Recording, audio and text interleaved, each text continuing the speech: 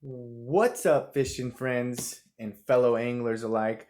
I wanted to make a quick video, basically just showing the tutorial of how to get into bass fishing if you've never bass fished before and you've always wanted to try, but you really don't know where to start or what to do, and you really don't want to invest a bunch of money into it until you've tried it. So, one thing I want to show you is obviously how to rig a Texas rig with a 5-inch rubber worm. This is going to be the best way for you to catch fish when you very first start out, because these catch more fish than anything, and they're just super easy to fish with and really cheap, and you do not need any special gear. So the first thing I want to talk about is the rod. You do not need a bait caster. Bait casters are for big heavy lures, and that will come with time. Eventually you're going to want one once you have learned how to catch them and where they are and all that fancy stuff. So what you're going to need is just a basic spinning rod, nothing special. I think when I first started out, I had a $20 Shakespeare rod from Walmart, and it lasted quite a while. I still have it. I've caught so many fish, it's crazy with that rod. Never had a problem. So first off, get your spinning rod. The type of line you want to use is 8 to 12 pound test when you're fishing with soft plastics like this. Because anything lighter, it's really going to hinder you. If you do hook up with a 4 or 5 pounder and he pulls you into the weeds, you're going to really struggle getting him out of there without busting off. Anything heavier than 12 pounds, I think it's going to make it harder to cast, and you're not going to be able to get enough distance out there, and that can be frustrating in itself. So anywhere between 8 to 12. Typically I use 8 because I've learned how to fight the fish, and you can loosen your drag a little bit and have a little more fun that way. Plus I think it keeps it to where they don't see it as well. So 8 is my go-to on my spinning rod, and I use mono most of the time. That's all you need to use as well. It's a lot cheaper than anything else, and it gets the job done. So if you're just starting out, that's what I would use. So the first thing that you do after you got your rod, you got your 8-pound test, you're going to put on a bullet weight. Now, you do not need a weight to fish a Texas rig, and you can move over to a weightless Texas rig, but I would wait a little bit before you do that, because putting this weight on is going to allow it to drop to the bottom quicker, which allows you to be a little more impatient, which I know that's the biggest problem when you're just starting out fishing, is just being impatient, because you want to catch that fish. You don't know what's going on. You don't know if it's because you're not doing it right or if there's just no fish. So until you've learned to become a little more patient, I would definitely fish with the weight on. Now, if you're not trying to punch your bait through a bunch of seaweed and you're just, maybe tossing it underneath docks, logs and stuff like that, structure and cover, you don't need a huge weight. You just need something to get it down. So I like to use this weight, which is pretty tiny. I'll go up to, a quarter, but nothing really more than that when I'm fishing with the Texas rig. Most of the time, I like to fish it weightless. So if I am going to put a weight on, I like to use a small bullet weight. Now put the tip of the bullet heading towards you, like someone's shooting at you. The bullet's going towards you when you reel it in. So think of that when you put it on. I can't tell you how many people I've seen put the bullet weight on backwards that have been fishing their whole life. It's mind-boggling. So I'm going to put the tip of this thing on. Let me put it in front of the camera here. Hopefully you guys can see it. Probably not, because I'm filming with my phone. So once you get that bullet weight on, facing your fishing pole, not the tag end, it's facing the fishing pole, then you're going to put on your hook. Now let's talk about this hook for a second. This is a 3/0 offset wide gap worm hook. There's a difference between a 3/0 wide gap worm hook and a 3/0 offset worm hook. The difference, and it makes it easier if you're just starting out, is this part of the hook, the barb and shaft, is in line with the eye. That's going to make it easier for you rigging up, and it's just a good hook for starting out. It's a good hook all around.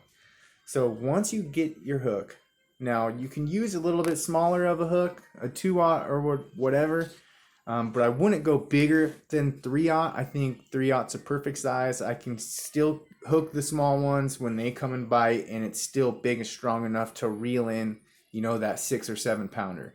I'm sure it's strong enough to reel something bigger. 7.5 is just my PB, and this is what I caught them with. So what you're going to do is you're going to take the line. Hopefully you guys can see it. I'm going to go straight through the eye of the hook, and it doesn't matter which way the hook is pointing. Then you're going to turn that line back around. You're going to go straight through the eye of the hook again and create a loop on one side of the hook. So then after you do that, this is what you got. You got a loop on one side. You got a loop on one side and the tag end on the other. So what I'm going to now do is take this loop. I'm going to take this loop and just tie a basic overhand knot, just like when you're tying your shoes. And I hope all of you guys can do that. So once you get that loop through and tie just a normal knot, square knot, cinch it, but do not cinch it down all the way. See how I left a little tiny bit of wiggle room there? That's perfect. So then once you got your loop and your knot, take this loop and put your index and your thumb finger through it. And grab the hook and pull it through the center of the loop. This is what's going to make it cinch down on itself and keep it from moving. Once you do that, you can lick the line. I like to normally I just stick it in the lake, but since I'm in my kitchen, I'm going to show you.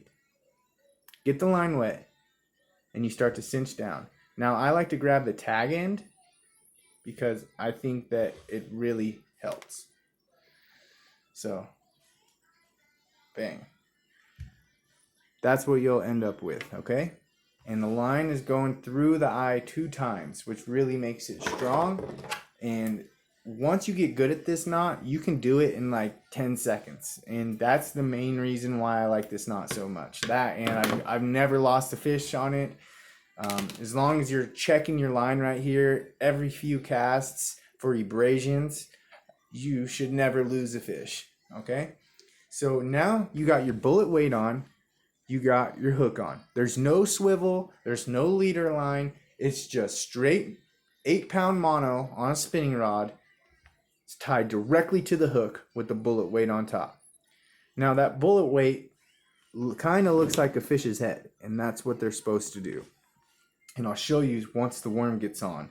They don't think the worm is a worm. They think the worm is a fish. So let me show you. You take this worm, which you can get a package of these for a few dollars, and a package of hooks for a few dollars, and a couple bullet weights for like $1. So all together with a rod and everything, you can get into bass fishing for like $30. It's amazing. So what you want to do is find out what side's the front of the worm. Typically, the end is going to be a little skinnier. See how it tapers off at the end compared to the front. The front's a little more blunt.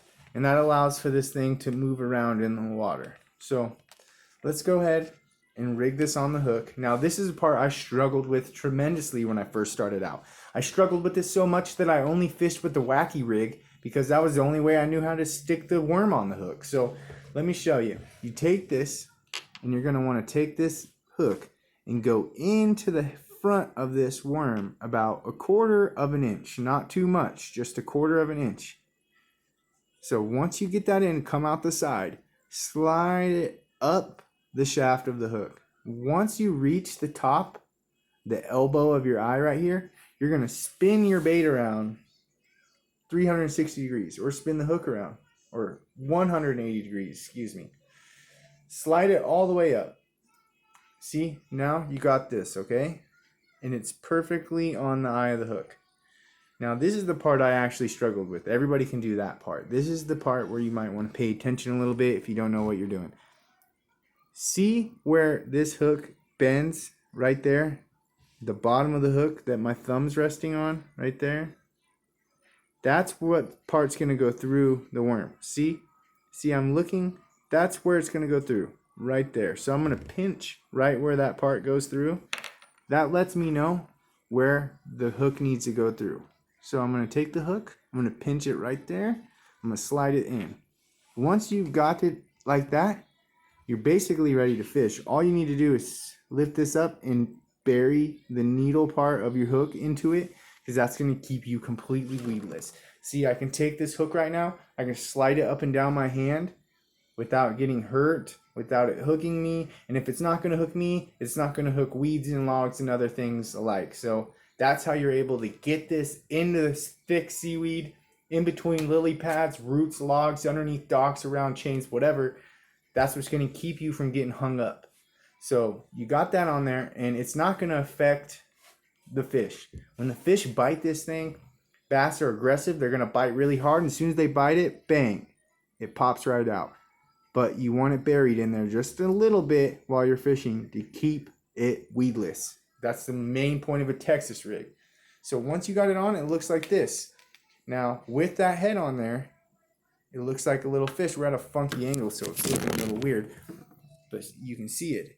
It looks like a fish, especially once it gets in the water. And as far as colors go, this is a watermelon black flake, or some companies call it watermelon seed. In my opinion, and most other anglers' opinion too, besides green pumpkin, this is the best hands down color there is. It works in clear water, works in muddy water, works in algae infested water. Even though you can barely see it sometimes, they still love it. They have one with the red flake in it. They got the green pumpkin is basically this is the same thing, except for it's not see-through. It's just a dark, like army green color with little black dots in it. And for whatever reason, it drives bass wild. So this is a very popular color, and a lot of other dark colors, blacks, work good for me. But at least where I live, the bright colors just don't work as well. And I don't know how it is where you live. It could be completely opposite. I might sound like an idiot to you, but that's how it is where I live. That's what they want right here. So after you got that on, you're ready. Bass fishing is a little different. Bass hang out in shallow water. You're not going to catch them in more than 25, 30 feet deep of water, like ever. So you don't even need a boat.